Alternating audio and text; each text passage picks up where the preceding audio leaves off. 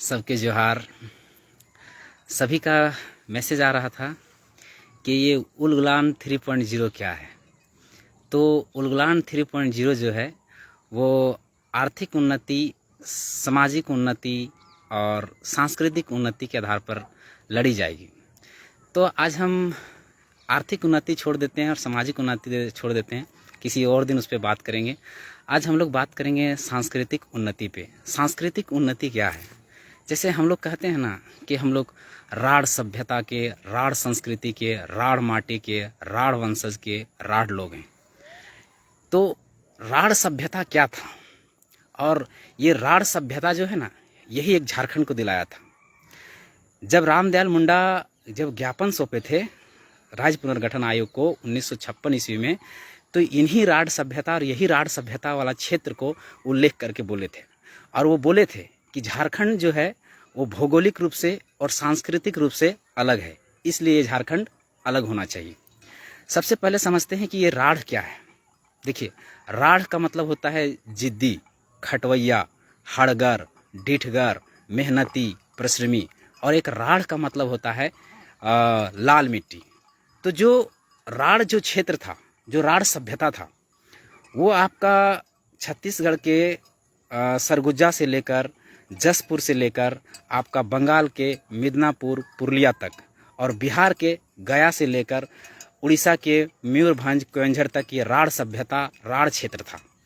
और यही क्षेत्र ये जो विकसित हुआ था, और ये जो क्षेत्र पड़ता है ये लाल मिट्टी का क्षेत्र पड़ता है। आप देख लीजिएगा कि झारखंड में सबसे ज़्यादा पाया जाता है वो लाल मिट्टी पाया जाता है। तो ये राढ़ क्षेत्र था। और यहाँ जो संस्कृति विकसित हुई उसको कहा गया राढ़ संस्कृति। राढ़ संस्कृति यहाँ विकसित हुई, और जो ये जो क्षेत्र हुआ उसको कहला गया राढ़ माटी। और जो वहाँ जीव जंतु, पशु पक्षी जो हुए वो कहलाए राढ़ वंशज। तो ये कहलाया, ये हुआ राढ़ का मतलब। अब क्या हो गया है कि इस राढ़ संस्कृति, राढ़ माटी से यहाँ का जो राढ़ संस्कृति है वो धीरे धीरे लुप्त होता जा रहा है। जैसे हमारा राढ़ संस्कृति में क्या था? करम था, सरहुल था, जितिया था, सोहराय था। और भाषा में 5 जनजातीय भाषा, संथाली, मुंडारी, कुड़ुक, हो, खड़िया, असुर, बिरजिया, इस तरह से बहुत सारे जनजातीय भाषा थी। उसके बाद 5 क्षेत्रीय भाषा भी बचा है, खोरठा, कुड़माली, नागपुरी, पंचपरगनिया। इस तरह से हमारा एक राढ़ संस्कृति था, लेकिन वो धीरे धीरे लुप्त हो जा रहा है। देखिए, हर राज्य की अपनी अपनी भाषा है और उस भाषा से उस राज्य की पहचान है। जैसे बंगाल का बंगाली, महाराष्ट्र का मराठी, गुजरात का गुजराती, मणिपुर का मणिपुरी, गोवा का कोंकणी। इस तरह से हर राज्य का अपना एक भाषा है, उस भाषा से उस राज्य का पहचान है। उसी तरह से हर राज्य का अपना एक त्यौहार है। जैसे महाराष्ट्र का गणेश चतुर्थी है, आपका बंगाल का दुर्गा पूजा है, पंजाब का बैसाखी है, और असम का बिहू है। इस तरह से उस राज्य का उस त्यौहार से पहचान है। तो उसी तरह से हमारे राज्य में भी हमारा त्यौहार है, जैसे करम है, जितिया है, सोहरा है। इस तरह से हमारा त्यौहार है। लेकिन उन त्योहारों को हम अपना है दृष्टि से देखने के कारण, नीचे दृष्टि से देखने के कारण, वो हमारा जो है वो अस्तित्व उसकी धीरे धीरे खत्म होती जा रही है। तो उसी को ऊपर उठाने के लिए हम लोगों ने अभी विराट करम अखाड़ा का आयोजन किया था। और अभी 23 अक्टूबर को रामगढ़ में बरद खुटा का आयोजन किया गया है, जबर बरद खुटा का 23 अक्टूबर को। और फिर डुमरी गिरिडीह में 26 अक्टूबर को यहाँ हम लोग जबर बरद खुटा का आयोजन किए हैं, जो ये राढ़ संस्कृति को ऊपर उठाने के लिए। तो इनमें भाग लीजिए, इसमें बड़े, और अपना जो संस्कृति है, जो अपना त्यौहार है, उसको ऊपर उठाइए, जैसे अन्य राज्यों का त्यौहार है। अब उसी क्रम में आता है हमारा खान पान। देखिए, खान पान आता है और पहनावा। हर राज्य का अपना अपना खान पान है, अपना पहनावा है। जैसे पहनावा में अगर हम जाएं तो जम्मू कश्मीर में जो पहने जाने वाला जो ये है पहनावा है, उसको बोलते हैं फेरन। फेरन जो एक चोगा टाइप का पहनावा रहता है, उसको बोलते हैं फेरन। आप पंजाब चला जाइए तो वहाँ के महिलाओं को पहनने का जो है वो सलवार सूट प्रसिद्ध है। उसके बाद पुरुष के लिए पगड़ी एक पहचान है, लोग देखते ही समझ जाते हैं कि पंजाब का होगा। और फेरन जो पहना हुआ रहता है वो देखते ही पहचान जाएंगे कि जम्मू कश्मीर का होगा। इस तरह से पहनावा है। आप केरल चल जाइए तो वहाँ एक लुंगी टाइप का पहनते हैं, उसको बोलते हैं मुंडू। मुंडू उस टाइप का जो पहना हुआ रहता है, लोग समझ जाते हैं कि साउथ से होगा, या तो तमिलनाडु से होगा या तो केरल से होगा। ये मुंडू उसी क्षेत्र में पहना जाता है। उसी तरह से झारखंड में पहने जाने वाला ड्रेस है हमारे यहाँ, परिधान है। जैसे संथाली महिलाएं पहनती है, उसको बोलते हैं पंछी साड़ी। उसी तरह से अन्य राज्यों के भी उस पहनावा से पहचान है। जैसे हम जम्मू कश्मीर कभी जाते हैं घूमने के लिए, या फिर हिमाचल प्रदेश जाते हैं, तो हम लोग वहाँ के कॉस्ट्यूम को पहन के और फोटो खिंचाते और डालते हैं।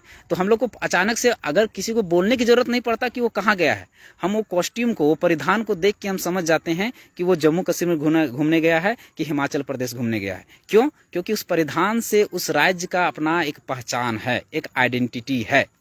उसी तरह से हर राज्य का अपना खान पान है। जैसे आप खान पान की बात करते हैं तो पंजाब में मक्के दी रोटी है, आप साउथ में चल जाइए तो इडली डोसा सांभर है, आप महाराष्ट्र चल जाइए तो वड़ा पाव फेमस है, प्रसिद्ध है। वहाँ वड़ा पाव खाइएगा, अगर बंगाल गए तो वड़ा पाव नहीं खाए तो फिर क्या, तो उसका वहाँ पहचान है। आप बंगाल चले जाइए तो उसका रसगुल्ला है वहाँ का प्रसिद्ध, रसगुल्ला से उसका पहचान है। उसको जीआई टैग भी मिला हुआ है, ज्योग्राफिकल इंडेक्स जो होता है आइडेंटिटी, वो मिला हुआ है। तो इस तरह से करके हर राज्यों को खान पान में, रहन सहन में, भाषा में, संस्कृति में अपना अपना पहचान है। उसी तरह से झारखंड का भी अपना एक खान पान है।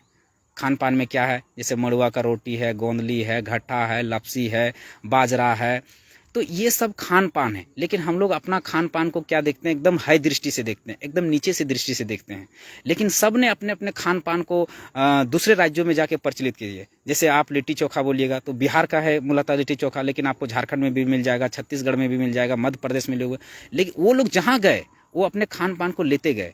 लेकिन वही हम लोग का मड़ुआ का रोटी, मड़ुआ के रोटी में सबसे ज़्यादा फाइबर है, सबसे ज़्यादा कैल्शियम है, सबसे ज़्यादा ताकत है। लेकिन आज तक हम लोग मड़ुआ का रोटी खाना हम लोग हाई दृष्टि से देखते हैं। घट्टा है, लपसी है, घट्टा में सबसे ज़्यादा फाइबर है, सबसे ज़्यादा फैट है। क्योंकि हम लोग राढ़ लोग हैं, हम लोग खटने वाला लोग हैं, हम लोग खटवैया हैं। तो हम लोग राढ़ लोग को ताकत चाहिए, ताकत। और ताकत कहाँ से आएगा? वो मोटा अनाज से आएगा। मोटा अनाज मतलब जोंडरा हो गलो, बाजरा हो गलो, अकर से तो ताकत, खटे वाला लोग के अकर से ताकत है। इसलिए हम लोग को मोटा अनाज पे ज़्यादा जोर देना पड़ेगा, तभी हम लोग खट पाएंगे और तभी काम कर पाएंगे। तो ये हमारी राढ़ संस्कृति थी और ये राढ़ की परिभाषा थी। जब अगली बार लाइव आएंगे तो हम तीनों कॉलम जो हम लोगों ने उलगुलान 3.0 रखा है, आर्थिक उन्नति हम लोग कैसे करेंगे, हम लोग सामाजिक उन्नति झारखंड के लोग कैसे करेंगे और सांस्कृतिक उन्नति करें, इस पर विचार और विमर्श होगा। तो 23 अक्टूबर को रामगढ़ में बरद खूटा देखने सभी आइएगा, और डुमरी में 26 अक्टूबर को झारखंडी भाषा खतियान संघर्ष समिति एक बहुत बड़ा जबर बरद खूटा का आयोजन किया गया है, जो मधवाडी आपका ठाकुरचक पंचायत में पड़ता है, डुमरी निमिया घाट के आसपास के क्षेत्र में। तो ये थी हमारी राढ़ संस्कृति, ये थी हमारी राढ़ सभ्यता, और ये थी हमारे राढ़ भूमि के ये भौगोलिक क्षेत्र। तो इस भौगोलिक क्षेत्र के झारखंड का पहचान ही मिला है राढ़ क्षेत्र से, राढ़ माटी से। तो अगर अलग हुआ है तो उसी के आधार पर हुआ है, तो उसको बचाना जरूरी है, संरक्षित करना जरूरी है। इसलिए सभी अपना जो आने वाला त्यौहार रहता है 12 माह से 13 पर्व, अभी सोहरा है तो उसको सोहराय को ज़बरदस्त तरीके से मनाया जाए और अपना चीज़ को ऊपर उठाया जाए। जोहार, जय झारखंड।